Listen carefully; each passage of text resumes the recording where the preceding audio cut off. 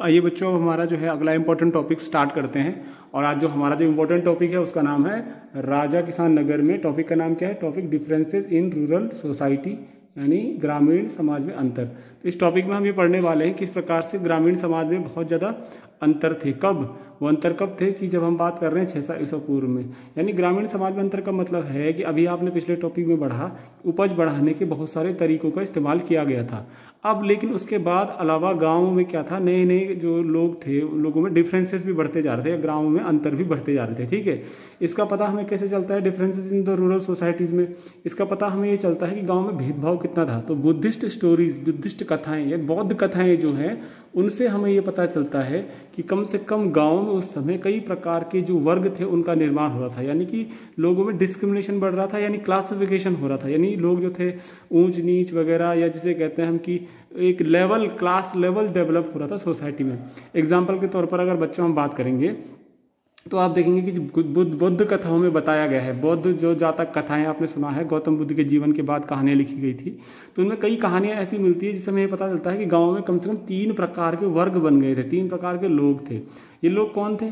ये लोग एक तो वो थे जो भूमिहीन खेतीहर श्रमिक थे, यानी लैंडलेस एग्रीकल्चरल लेबरर्स थे। दूसरा कौन थे? छोटे किसान यानी स्मॉल फार्मर्स या फार्मर्स थे। और कौन थे? जमींदार थे। यानी there were 3 types of peoples in living in the rural areas in the 1600 BCE and according to the Buddhist stories those were the landless agricultural labourers, farmers and जमींदार्स। यानी कहीं ना कहीं भेदभाव बढ़ रहा था ग्रामीण समाज में, जहाँ पर एक तो बेचारे खेतों में काम करने वाले खेतीहर श्रमिक थे, छोटे किसान थे और जमींदार भी थे।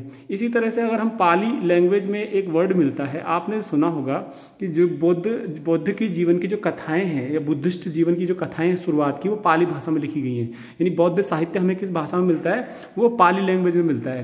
तो पाली भाषा में एक वर्ड मिलता है गहपति, यानी कि पाली भाषा में एक शब्द क्या मिलता है हमें? गहपति। अब इस गहपति का मतलब क्या है? तो गहपति का मतलब आमतौर पर जो है, गहपति का जो मतलब है, ये आपको मीनिंग देखना है। गहपति मतलब घर का पति। तो गहपति का मीनिंग जो है पाली लैंग्वेज में हमें मिलता है कि जो गांव में छोटे छोटे किसान होते थे उनके लिए मिलता है, और इसके साथ साथ जो गांव में छोटे जमींदार होता है उनके लिए मिलता है। ये पाली लैंग्वेज मेंशन करती है। तो ये गहपति का मीनिंग 1 मार्क्स के लिए आपके एग्जामिनेशन के लिए बहुत ज़्यादा इंपॉर्टेंट है। अगले टॉपिक की बात करते हैं। तो हमें पता है कि जो हमारा उस समय का ग्रामीण समाज था, उस समय बच्चों जो मतलब 600 ईसा पूर्व में, उस समय जो गाँव में जो थे बड़े बड़े जमींदार, ये जमींदार उभरने लग गए थे। और ये जमींदार जो एग्रीकल्चर पे, खेती पर भी नियंत्रण करते थे। बड़े बड़े किसान आ गए थे जो बहुत पैसे वाले होते थे, तो ये किसानों पर नियंत्रण करते थे। गांव में प्रधान यानी चीफटन्स यानी चीफ होने लग गए थे, वो भी पावरफुल होने लग गए थे। कब की बात कर रहे हैं? ग्रामीण समाज में 600 ईसा पूर्व के बाद की बात कर रहे हैं। अब हम बात करते हैं तमिल संगम साहित्य की। एक स्रोत कौन सा है जो हमें ग्रामीण समाज के अंतर की बात बताता है? वो कौन से स्रोत है जिनसे हमें पता चलता है कि 600 ईसा पूर्व में ग्रामीण समाजों में अंतर था?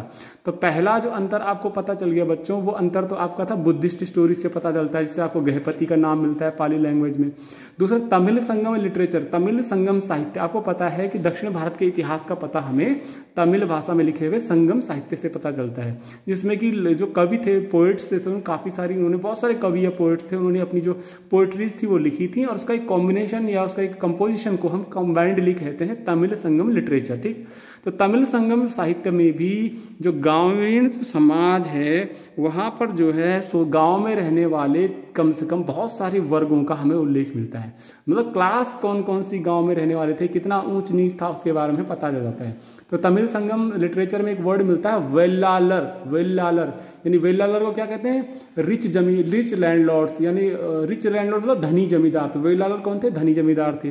ठीक है, प्लोमैन यानी हल लगाने वाले, इसको उलवर कहा गया है या उजहावर कहा गया है। उलवर कौन है? हल लगाने वाला। उलवर कहिए चाहे हल लगाने वाला कहिए, उसको प्लोमैन कहते हैं, यानी हल लगाने वाला। ये कौन थे? रूरल एरियाज में रहने वाले लोग थे। तीसरा अगर आप बात करें ग्रामीण क्षेत्रों में और कौन लोग रहता था? स्लेव्स और अडिमाई। एक प्रकार के दक्षिण भारत में जो दास होते थे, स्लेव्स होते थे, उन्हें कहते थे अधिमाई या उन्हें अणिमाई कहा गया। क्या कहा गया? अणिमाई कहा गया है। याद रखिएगा, जो अणिमाई आपको दिखाई दे रहा है, ये वाला वर्ड इस साल बोर्ड एग्जामिनेशन में 1 मार्क्स में पूछा गया है कि व्हाट इज अणिमाई। तो Animai was the slaves in South India according to the Tamil Sangam literature in the ancient India, ठीक है, प्राचीन भारत में अणिमाई दास था जो खेती में काम करते थे। तो इसमें हमारे इंपॉर्टेंट क्वेश्चन जो फैक्ट है आपके लिए बहुत ज़्यादा इंपॉर्टेंट है। एक तो what is the meaning of Gahapati according to Pali text, Pali भाषा के अनुसार से गहपति का मतलब क्या होता है। दूसरा आपका तमिल संगम साहित्य के हिसाब से 3 क्लास कौन कौन सी दक्षिण भारत में, तो एक था वेल्लालर, एक था उल्वर और एक था अणिमाई, ठीक है। ये छोटा सा टॉपिक आपको, इसमें अणिमाई बहुत ज़्यादा इंपॉर्टेंट है, वेल्लालर बहुत ज़्यादा इंपॉर्टेंट है, उल्वर बहुत इंपॉर्टेंट है, और इसमें सबसे इंपॉर्टेंट है आपका पाली लैंग्वेज का गहपति का मीनिंग। आपको मैं गहपति का एक बार मीनिंग बताता हूँ। गहपति जो शब्द है इसका एक और मीनिंग है पाली लैंग्वेज में।